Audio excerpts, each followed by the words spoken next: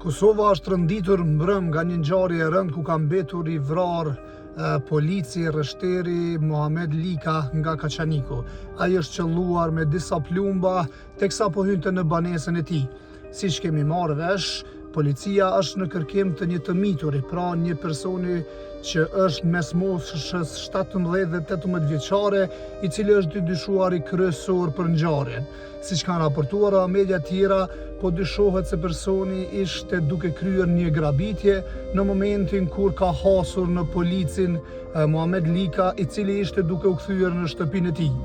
Deri tash kanë reaguar kryeparlamentari Glauko Njuca si dhe ministri i Brendshëm Xhelal Çvesla, i cili ka bërë thirrje Dorasit të dorëzohet, duke thënë se i gjithë aparati shtetëror është në kërkim të tij.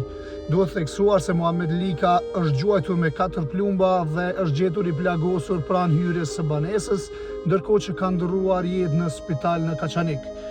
Ai kishte qenë ushtari i ushtrisë lirimtare të Kosovës dhe kishte shërbyer si polici i Kosovës që prej shumë vitesh.